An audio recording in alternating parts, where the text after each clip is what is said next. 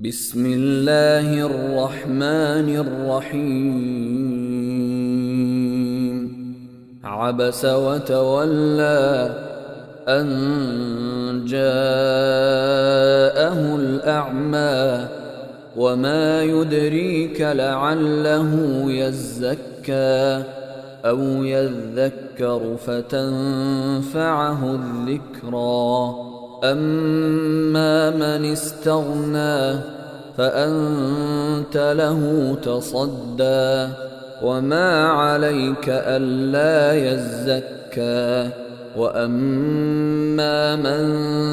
جاءك يسعى وهو يخشى فأنت عنه تلهى كلا إنها تذكرة فمن شاء ذكره في صحف مكرمة مرفوعة مطهرة بأيدي سفرة كرام بررة قتل الإنسان ما أكفره من أي شيء خلقه من نطفة خلقه فقدره ثم السبيل يسره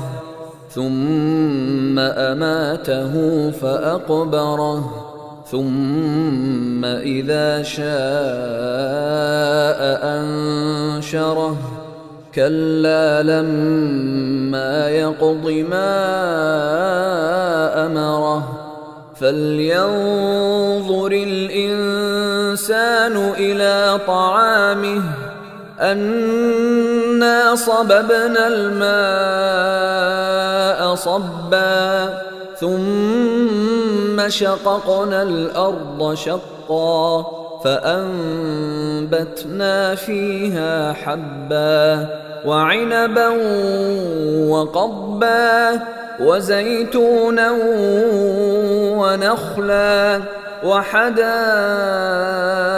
غلبا وفاكهة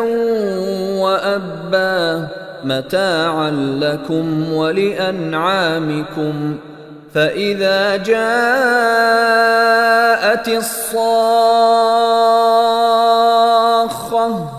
يوم يفر المرء من أخيه وأمه وأبيه وصاحبته وبنيه لكل امرئ منهم يومئذ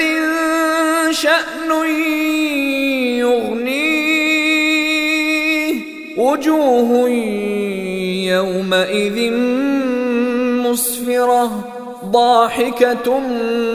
مستبشرة ووجوه